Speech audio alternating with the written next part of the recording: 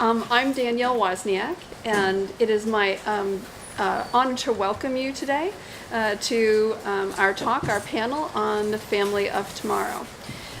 It is my absolute privilege to be the dean at Wurzweiler, and you will understand why it's such a privilege when you meet and hear from the rest of my astounding panel. In our talk, we'll address several of the issues that are facing Jewish families today, and how we can address them. I want to just say a few words. I'm both a social worker by training and an anthropologist. And when I hear about change or families in the future, I think that we're talking about change. And whenever we're talking about change, we are talking about culture change. I often hear people talk about culture as a force outside of us, and often as a force that we have to reckon with or that we have to try to control. Both of those things are actually incorrect. Culture is within us. We are culture, and we define and create and co-create culture through our stories about who we are.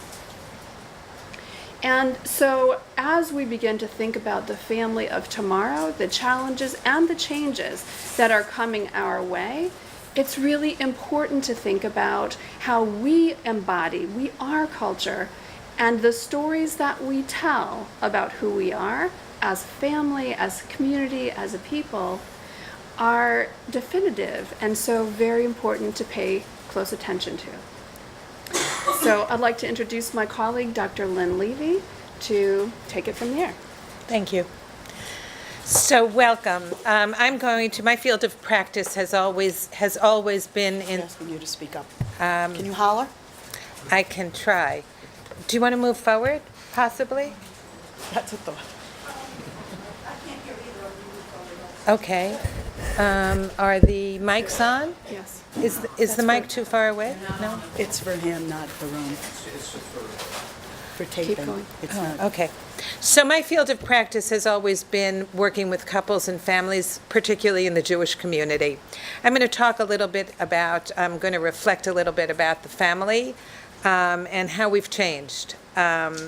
So historically, as many of you know, membership in the Jewish community had been conferred upon individuals by birth, thereby connecting that person to a heritage replete with moral standards, religious precepts, communal obligations, and ethnic particularity. Jews in prior generations were raised with the expectation that they would conform to those expectations by marrying, presumably within the Jewish community, fulfill the obligation to have children, raise them in the Jewish tradition, uphold the laws of Torah, and continue the cycle that included observance of traditions, festivals, and a moral and ethical code of behavior. Throughout the millennia, Jews have migrated widely and have influenced the customs, economic, political, and social fiber of their host societies. Conversely, they have often clashed with the values of those environments and struggled to maintain their uniqueness in the face of values that were antithetical to their own, staving off the threat of assimilation and extinction within their own communities. With the advent of the Haskalah, the widening of secular society to Jews, the great migration of Jews to America, and the lowering of boundaries that previously excluded Jews from participation in mainstream American society, emerged the coalescence of both American and Jewish values, the Judaization of America, or the Americanization of Judaism.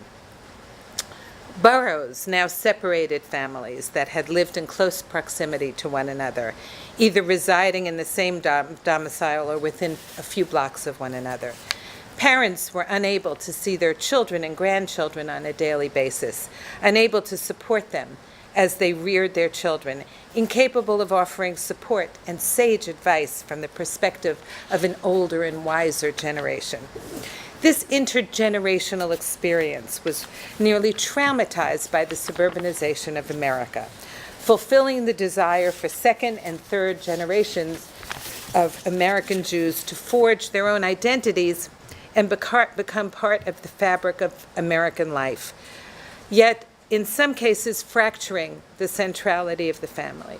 Many Jewish children began attending public schools and received, for the most part, their religious education at after-school programs that were inadequate and did very little to promote strong Jewish identities.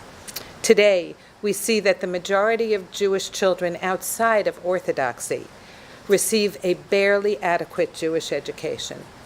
In the mid-20th century, conservative Judaism was the most popular Jewish religious movement because it responded to two distinct critical needs: to maintain some of the values of their parents' generation, allowing their parents to visit and eat kosher in the home, but allowing children to explore the opportunities of a growing economy and a religiously integrated society.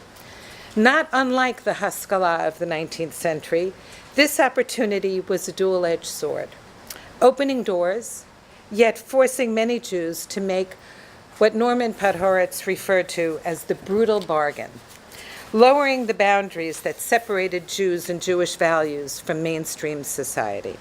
Modern Orthodox Jewry bridged these two worlds, asserting that Jews could accomplish both, live and work in the secular world, and still maintain a deep religious commitment to Torah values, family, community, and Eretz Israel. Rabbi Joseph B. Soloveitchik epitomized the struggle in straddling the secular world while maintaining deep connection to one's faith in his now famous essay, The Lonely Man of Faith. What is central to a Jewish way of life is family. Today, I could focus on the dynamic shift in the construction of the Jewish American family and speak at great length about the transformation of the family in Jewish communities through prolonged education, delayed marriage, non-marriage, intermarriage, increased infertility, a norm among younger generations, more secular dual-working Jewish families, single-parent families due to divorce, or single with children by choice, and the growing number of Jewish households that are either aging, divorced, widowed, non-traditional, or let's forget altogether the older Jewish adults who choose to cohabit outside the rites of marriage, or Jewish families living beneath the poverty line. The Jewish community in the 21st century has, to some extent, languished in the knowledge of our own longevity. We are as prone to asserting that we are the same today as in the past as we are in exclaiming that we are disappearing. Why even distant cultures seek to understand our longevity.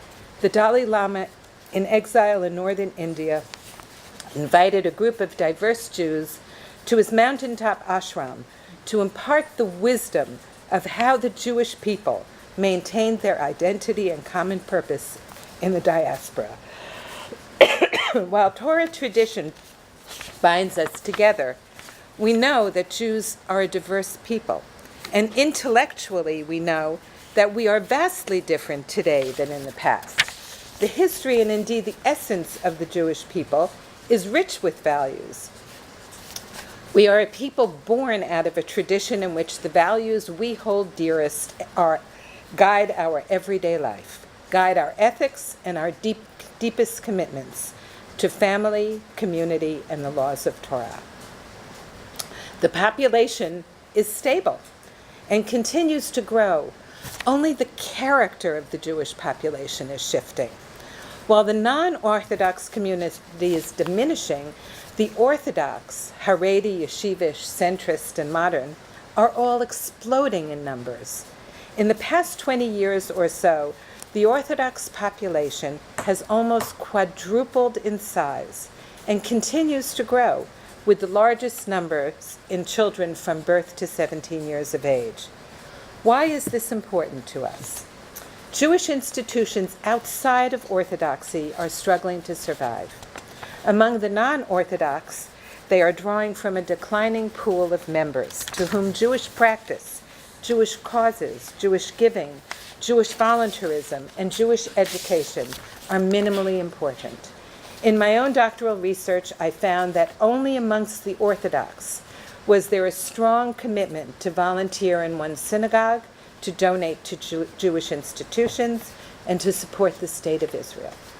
I will not bore you with statistics, but suffice it to say that Jewish demography is an obsession with our community. But the data does not connote destiny, nor does it tell the full story. The burgeoning Orthodox population comes with growing social issues confronting Orthodox families. Let us be clear. These issues have existed for as long as the family has been an institution. But amongst the Orthodox community, there had been a code of silence. The community was intent on keeping these issues within the confines of the community. But in more recent years, it's come to the attention of clergy and the lay community that this is no longer possible or desirable. Along with the growing population comes the realization that we must hold a mirror up to ourselves, reflect on our growth, and how this growth has impacted the mental health and behaviors of the family. I'm now going to turn this over to my colleagues, Dr. Nancy Beckerman and Dr. Martin Galla, to present some of the issues, the social issues. Well, thank you, Lynn. Thank you, Dean. It's wonderful to be with you this morning. You've already had perhaps a little bit of a long morning, so I'm going to tell you a story. You can, can everybody hear me? Okay. First of all, let me bring you in on a little bit on this side of the panel. Lynn and I have worked together for 15 years. Our new, exciting, dynamic dean is here with us. And this young fellow was my doctoral student. And look what it says. Does everybody see this? Okay. So congratulations, sir.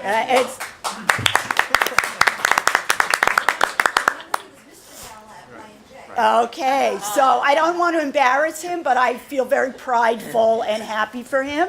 And Dr. Skolnik is also junior faculty that we're just in awe of, taking on 1 million projects. So I teach clinical practice, and I teach the family systems class.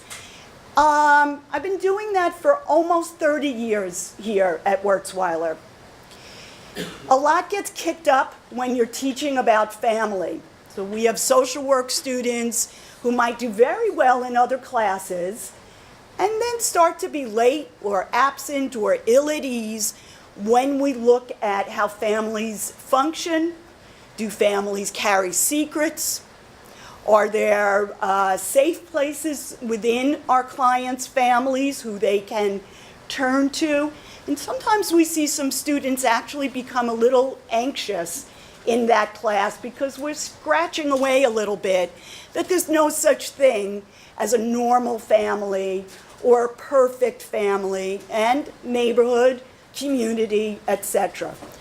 We also spend some time saying that the students need to be as comfortable as they are in their own space before getting a vulnerable client to feel safe to come out with something that might be very frightening and overwhelming.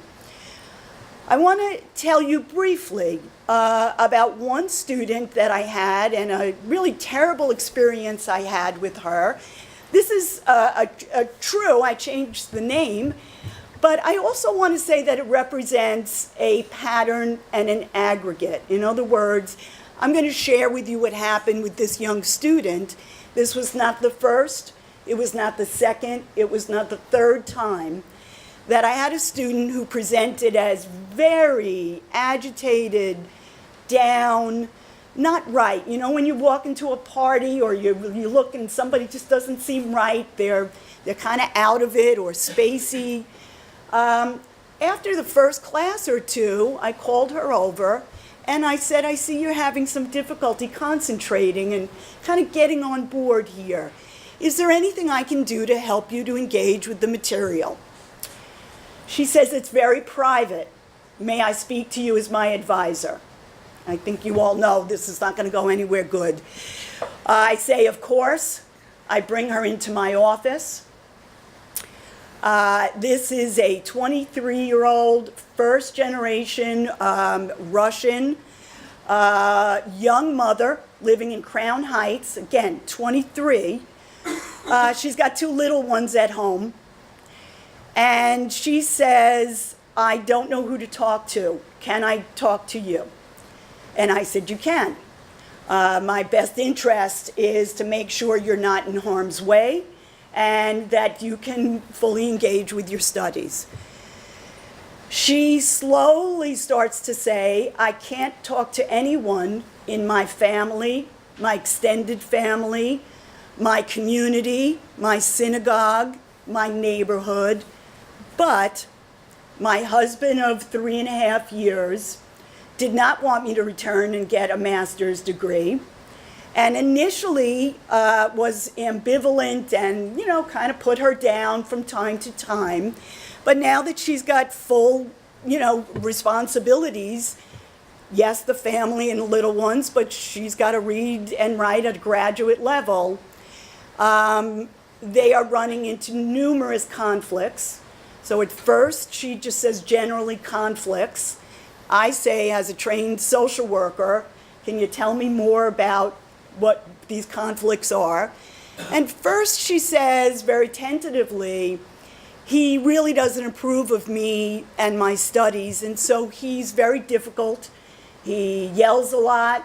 He diminishes me in front of the children, in front of the family. Long story short, we were there for an hour. She burst into tears and through her sobbing says, and now he started to hit me. And he's been extremely dominant, aggressive, and I don't know what to do, and I'm frightened of him. I'm frightened for my children. I want to stay in school, but I think I may need to leave school because it has caused this much discord at home. So this hasn't happened once. This has happened numerous times with this young student, but I'm saying other students have kind of come out to me in that way. How has she managed this thus far? She's keeping a secret. And then she says, I've been taking sleeping pills so I can sleep through the night. I've gone to my general practitioner and gotten numerous prescriptions to ease my anxieties. None of them psychotropic medication for depression or anxiety. They're OxyContin, Vicodin, and other things to, just so she can catch her breath. It was horrible for me to bear witness to, for me to see her so profoundly conflicted and in such distress. And ultimately, that she felt she had no one to turn to in her own community. My job is an educator, not a therapist, and so there are some boundaries. On the other hand, I have a young student in harm's way and tremendous distress. It's wonderful to be part of a tight-knit community that's with you, that knows of each birth, each loss, each diagnosis, that you share customs, values, whatever it is that binds that community is fantastic, except when it isn't. Does that resonate for you all, except when it isn't? In various communities, they don't have to be Orthodox Jewish, any community, the tighter they're bound, it is both tremendous support. When we do an assessment, people say, my family, my community. It's also an impenetrable wall that they don't know if they can go outside, and also they don't know if it's safe to talk about within. Let me get a little more professorial. That's my story. Her name is Rebecca. So I began to study just a little bit about this and how I could be most helpful because I am not from this community, and yet it's coming to my attention with a pattern. In many Jewish communities, the stigma around mental illness or any trouble in the family has a very complex paradigm. Because of the stigma against mental illness and a variety of family troubles, one might live in fear that the news of this diagnosis or this challenge, some of them perfectly expectable and yet not safe to talk about, and others that are unique and unexpected, what we then develop is a sense of hiding what one individual or one family is going through. Researchers in this area explain that this stigma and isolation stems from a fear of potential social ramifications, that an individual's association with psychotherapy, that any association of the family having difficulty may reflect badly, and therefore marriage prospects may be somewhat endangered. Hence, there really is an underutilization of therapy, and by the time they get to any mental health professional, whether in their community, related to their community, or specifically outside of their community, we're getting them after they've been battling for a very long time with a downward cycle in coping. So we hear of substance abuse, we hear of withdrawal, isolation, patterns that the individual or family tried to cope themselves, but it did not move in the right direction. So we're actually seeing folks from inside insular communities that already got much more complicated than had we have gotten in or they gotten out, earlier in their course of difficulties. Does the social work school have a clinical program? Like when you say we're seeing folks, are you talking about actual patients that are clients that are coming to your students? So all of our students are placed, right? And they are placed at agencies. We've got probably almost 20% that are in the Orthodox community, whether it's OHEL or Skyline. So that's what I meant. Any other questions as we move forward? Everybody still with me? All right, here we go. Unfortunately, research does show that whether you refer to as domestic violence or intimate partner violence, there are high numbers within the Orthodox community. What's important is to know that the Orthodox community, the unique community, the synagogue, the neighborhood, the community, the family, the individual, no one group is monolithic. So we don't want to teach our students, nor do we want anybody else to come back and say, oh, I worked with the Orthodox, I know what I'm doing. Oh, I looked up Indian and I know what I'm doing. Each client is their own universe. And though you might live right next door to that person, you don't know the extent of their inner world, their psychology, and their traumas, and we can't assume.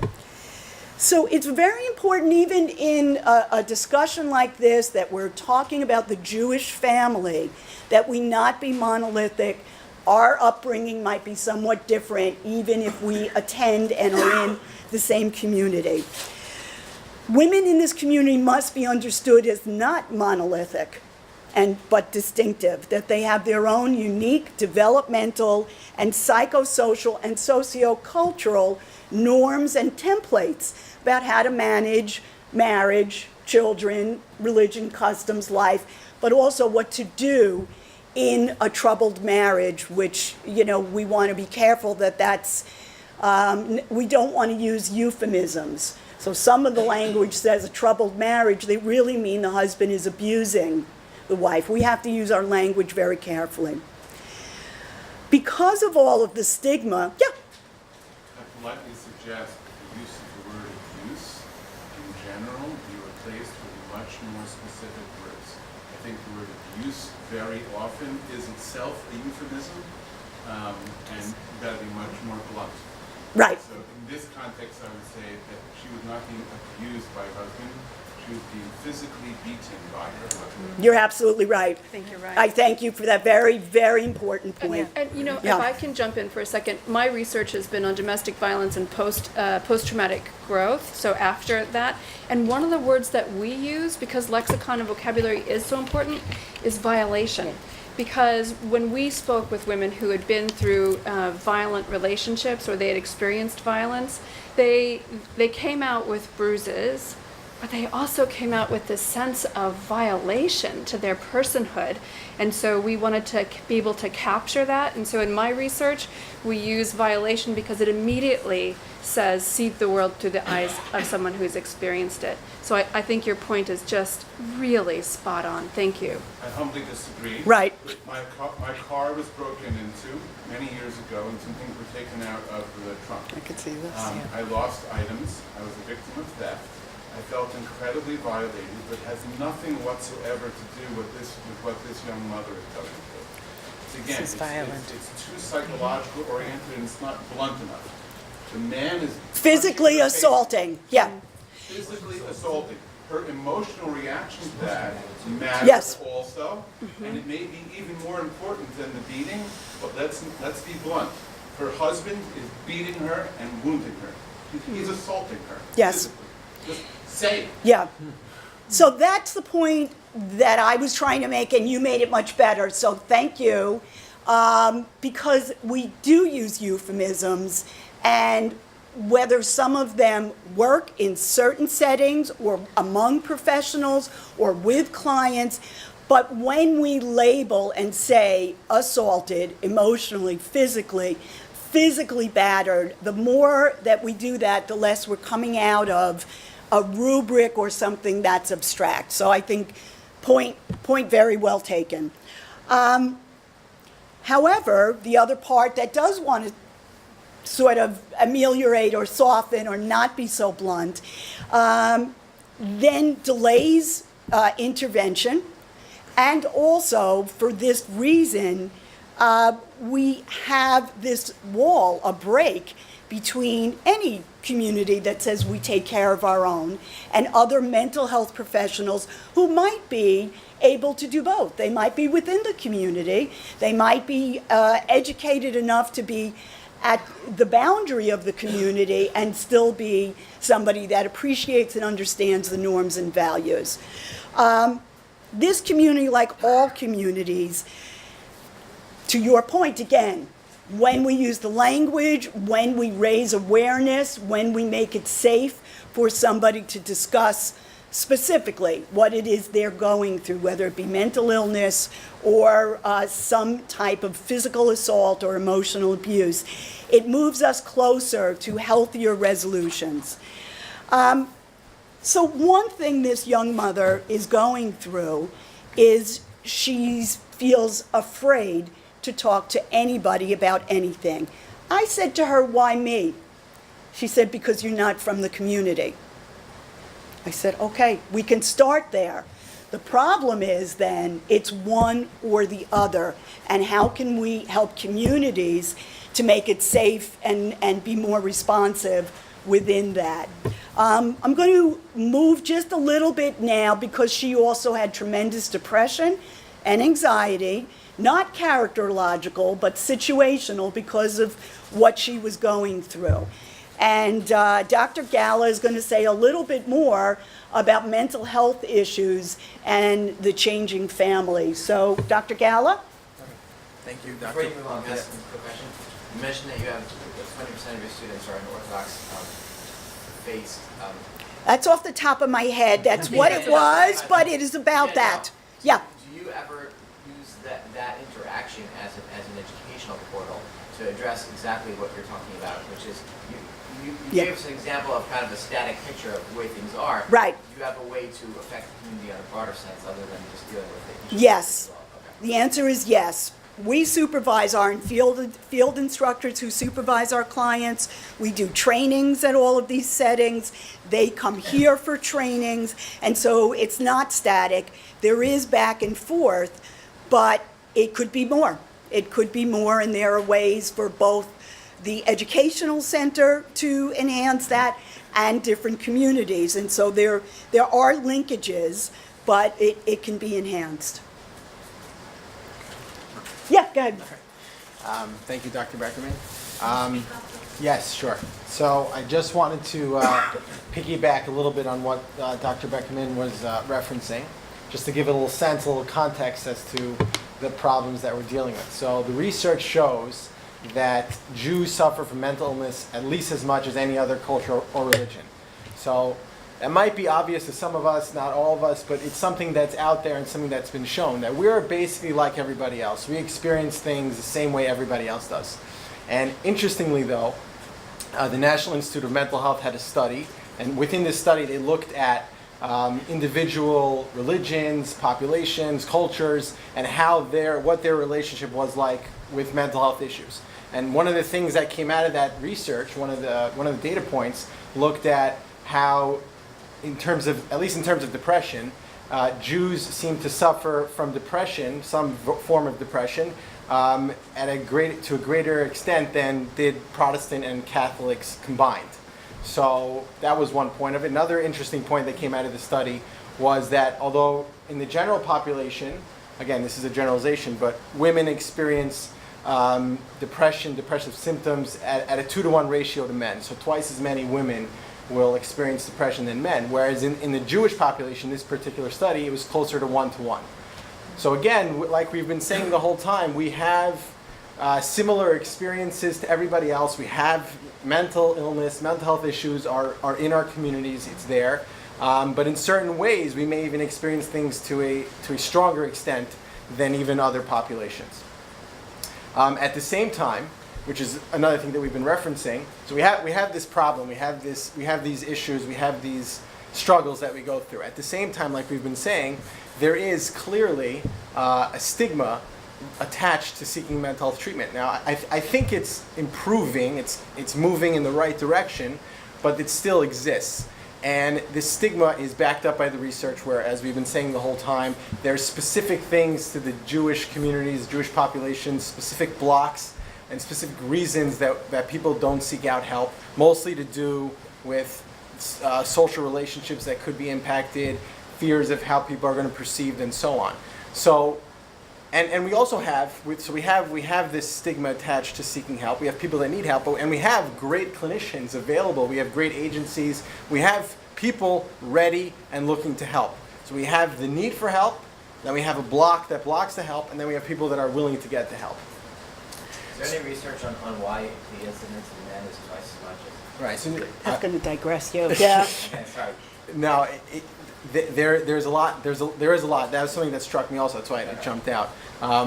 Maybe I could share with you on the side. Yeah. But okay. And just in a related issue, but not exactly comparable, we have, as we've been seeing in the media, we've been speaking a lot about the substance abuse epidemic that's kind of washing over the entire country, and something that's been brought up to us and we've heard a lot about. It's also something that exists in the Jewish community. Again, we know of this, we hear of these things, but it's really becoming an increasing problem. The experts in the field, again, the culturally sensitive people that work with this population, seem to be reporting more and more deaths related to substance abuse, and we're trying to understand where this comes from. And one idea that they suggested, which is an interesting thought, is that how technology impacts substance abuse. Not something we really would think about, but it appears that that substances are much more accessible nowadays than they were back in the old days. You can order something online, literally go to a international pharmacy and order in drugs to your house. You can have someone deliver them to your door. It's much more accessible. So we all know there have always been problems. People have always sought and looked for substances to alleviate emotional pain and for all a host of other reasons. But now, that's always been there, but now they're much more accessible. It's much easier to get to it. So if we're putting all these ideas together, we have the problem of mental health and substance abuse in our community. We have the stigma that blocks the ability to get the help that there is right there. So what can we do? So I think with all of these with all these points, I think first of all what we're doing here today is the beginning. Educating ourselves, understanding the issues better, so that we can go into the community and we can go out, and even if we're hearing it on the side or we're hearing it in some sort of public discussion, we can be much more educated. This problem is here, it exists, and there needs to be help. So once the people that can provide, or the intermediate people, the rabbis, the community leaders, the families, can be better, can understand better what's going on, and can understand the problem better, we can connect those people that need the help to the people that have the help. And we can start to bring out these issues. And the more we talk about it, the more we have this give and take that we even had today, the more clarity we bring to these issues, the better we'll be informed and the better we'll be able to connect. And that also helps the people that are in need feel like they can come out and get the help that they need. Because once people hear these conversations going on and people are not afraid to talk about it, the people that need the help can then feel a little bit more comfortable getting the help that they need. So I think today is our first step in that direction. So I'll pass it back to Dr. Beckerman. That's terrific. Wonderful. Can I jump in for one Sure. second? I want to just jump on what you said, Martin, and what you alluded to with the use of euphemisms. One of the euphemisms in the Jewish community that we've used in the past is that we look at youth as going off the derech, off the path. And we don't treat it as the substantive problem that it really is. We look at it, oh, they're not following Torah tradition, oh, they're not doing what they're supposed to do. I just anecdotally, I will say that 17 years ago, I ran a group at a Jewish Y in Little Neck, Queens, the Samuel Field Y. I was the director of Jewish continuity and education there. And the group was meant to be for parents of children with learning disabilities. And I had 40 people come to that group, 20 couples, huge. I never expected so many people. Every one of them was from an Orthodox yeshiva. They're parents of Orthodox children. I didn't expect it. I was shocked. It alarmed me. And every single one there said, there's no place to go in my community for help. There's no place to go. The yeshivas don't understand the problems. We're reluctant to share that our children have disabilities. They're suffering. When there's no response to minimal problems, like a learning disability, which is not unique, how many children have them today? Children look for solace. They look for an alternative peer group. And that peer group very often will satisfy the needs they have for acceptance. And sometimes it's a peer group that is exploring or experimenting with drugs. It's only one anecdote, but there are many others. Sorry to interrupt. No. Did you want to say anything? Well, I want to bring you back to Rebecca. What do you think happened? What did I do? I'm her teacher, not her therapist. She's in my office crying, saying I'm afraid to tell anybody. What should I have done? What would you do? Yes. Yes. Okay. And if you're asking a practical question, Crown Heights is filled, first of all, it's a huge community. And as you said, purely monolithic. Yes. The schools, all of the schools, have had for the last, since 2008, there have been programs talking about awareness of sexual abuse in school. I've dealt with high schoolers in the school talking about homosexuality, about how to feel homosexuality, the parents says about it, when your brother comes out as gay. So it's very open. In terms of Rebecca, I would imagine that somewhere along the line, she didn't have the opportunity, and I suspect it was more family related, don't talk to anyone. Because you can't walk in Crown Heights without bumping into somebody who's trained, who's experienced, who's open. So practical advice for Rebecca, the primary physicians in Crown Heights are constantly talking about drug abuse. That's why Yes. I'm a little bit surprised to hear that she's doing these prescriptions. Yep.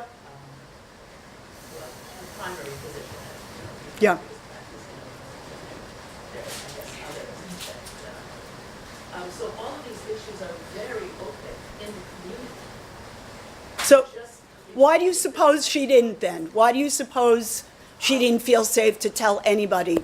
So I would have the opportunity to talk and speak to people to say exactly that, I really talk to you, I can't talk to anyone else.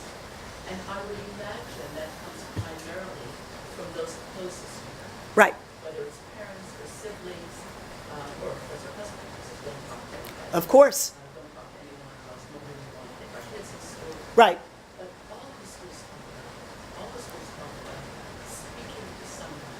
Yeah. A basic ideology in all of the schools is for every certain child, for everyone to have a mentor. Okay. Everyone to go to school. Yeah. And what they're taught, this is part of the education, is everyone needs someone to talk to. You don't have to be intelligent, you don't have to be stupid, you don't have to not know politics. Everyone needs an issue. Everyone needs someone to talk to. So that's kind of very much the publications of town heights, probably the one publication that comes in every single garbage call is in the Shane newsletter. That the most recent one will all dealing with mental illness and how to treat Right. stigma. right. So these are all very open subjects. So what I would say, and I can only speak for town heights, Yeah. I can't speak for other communities. What I would say is, as a practical suggestion, when someone from town heights addresses this, first of all, to assure her there are people and places, there are Right, safe spaces, as they call them, their institutions, learning disabilities, children who are in any way disadvantaged. I mean, there's a huge program that's now all over the world called Venture Circle. Right.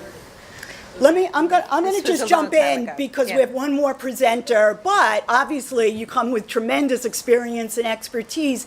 Here's what I heard that resonated the most to this young woman. The family's blueprint, the emotional blueprint of the family, their consistent, pervasive message of don't speak anything that will bring shame, outweighed an infrastructure that sounds enormously open and available. There can be a break in the linkage. You can have somebody hear and see and get mail and pamphlets and a mentor, but if they go back to family of origin and spouse who say, you do this, then we have divided loyalties. The family is winning out over her own safety and self-determination. In the interest of time and to get to Dr. Skolnik's work, what I want to tell you is that Rebecca is okay. She was referred, with the help of some of my friends who know more about that neighborhood than I do, to a place where she was seen for regular counseling. As well, I said to her, of everybody you are already in contact with, who would be the safest?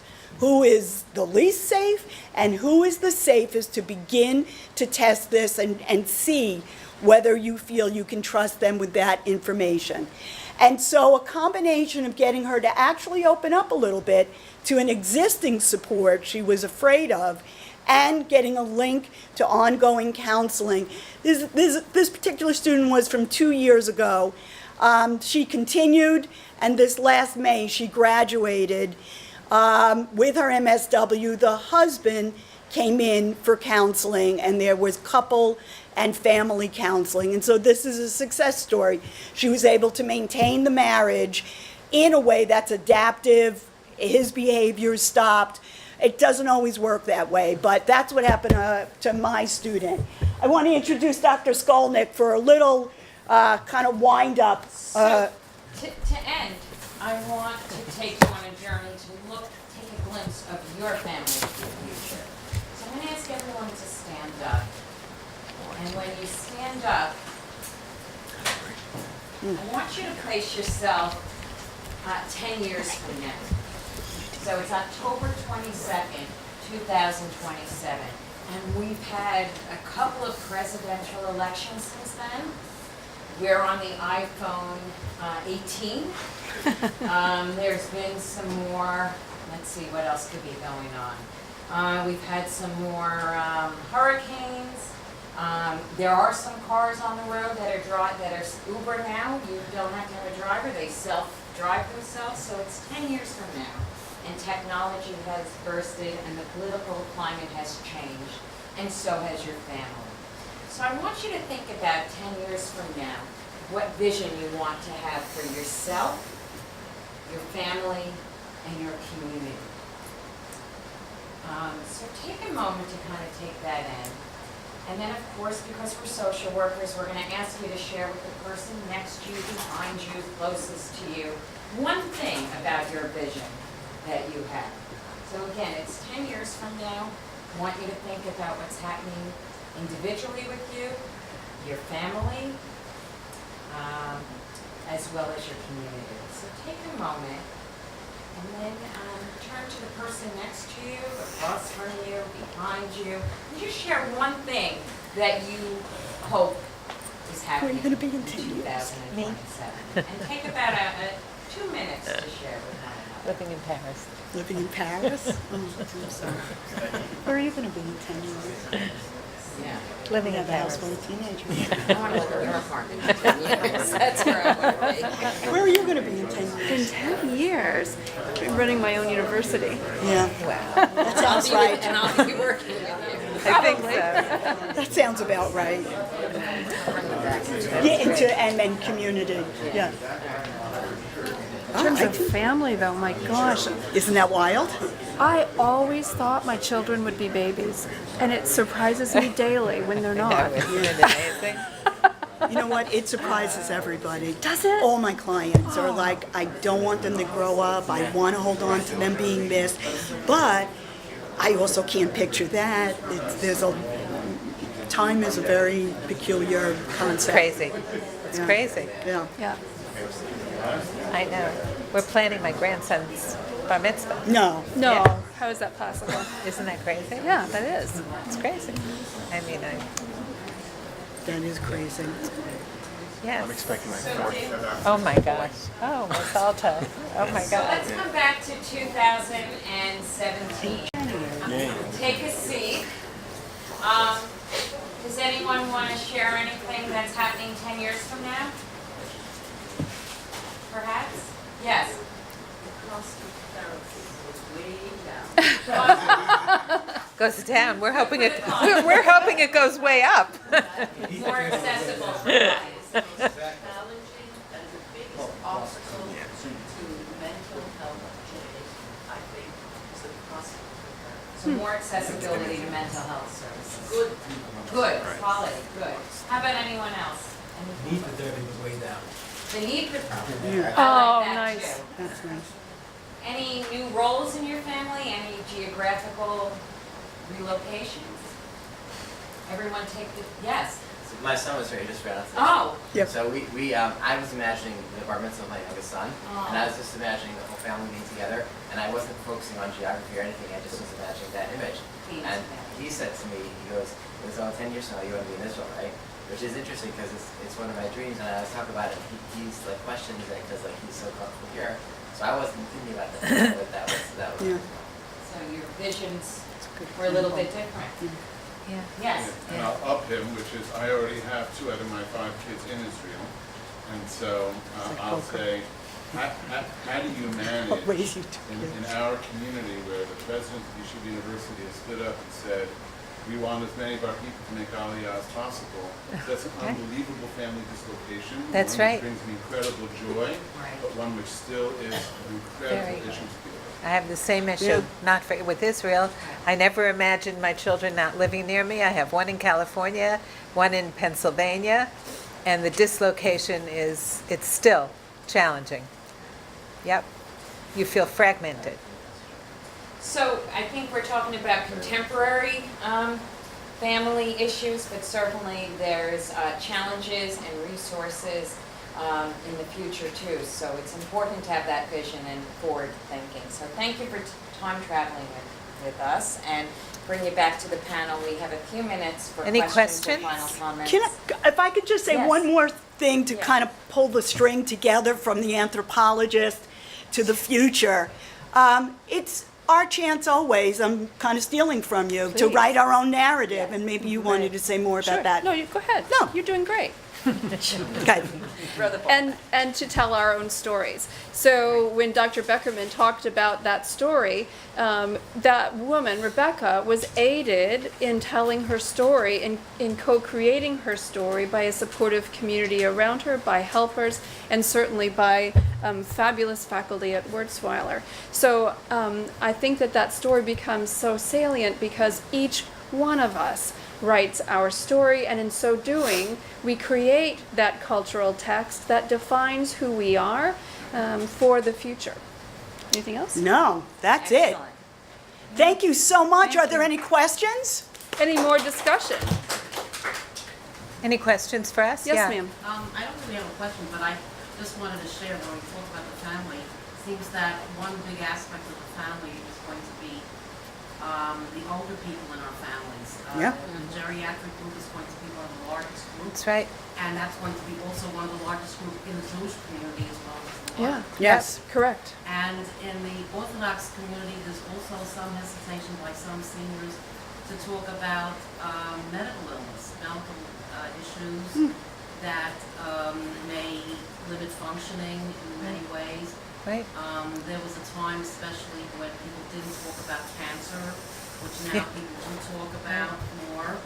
But still, for many older people who come from a different generation, to talk about your medical problems is a big issue, and sometimes the way it affects other members of the family or the community or the person themselves is going to be something that's going to require some help from the outside. Absolutely. Absolutely. Good point. Just wanted to share. Thank you. And Yeah. the goal is to become more open about all of these things. Yeah. Quick observation on your story, Rebecca. Yeah. I think you mentioned she was Russian. Yeah. Yes. So it's my observation that a lot of times people who are newer into a community may be even more sensitive, as being pointed out than others. So Right. maybe There are cultural barriers. Right. Yes. Right. someone who is- And that is a good point, That's a and good it is part observation. of, what is a new infrastructure developing for her, and also culturally, what is acceptable and what is the norm and what's shunned. Yeah. So good pickup. Good Yeah. observation. Yeah. Yes, Yeah. ma'am. I'm a little bit surprised that it isn't brought up, but I imagine 10 years from now, the Jewish family and the Orthodox Jewish family is going to look very different from what it has 10 years ago. A lot more single mothers, young women, well, women who are not so young anymore, not married, who are choosing to have children. Yeah. And that certainly will rise in the Orthodox community. Yeah. Not to speak of gay couples, Yes. which is it's a reality, a phenomenon, whether or not we, kind of find it. Well, I think the But in 10 community, years from now, it'll be right. much more, one would hope so. I think that the Orthodox community is probably 10 years behind the mainstream society. Right, exactly. And so I would say that hopefully will be the truth, that, this, Great. there are, like, the reality is there, not in huge numbers, and not yet enough or Not- not the The acceptance. reality is there. There are single individuals, there are couples, there are two-parent families, one-parent families. So I think it takes a long time to sociologically to see a phenomenon. But if you're looking around, what can you do these instincts? Great. Whether Excellent. people like it or not. Right. People think, oh, So I think that we really have to, we're social workers, we're academics, we can talk all day. But I think we are actually obligated to let you go to the next session. So I thank you kindly for coming. Thank yes, you. thank you so much. And for helping Thank us you. co-construct Thank you. this dialogue.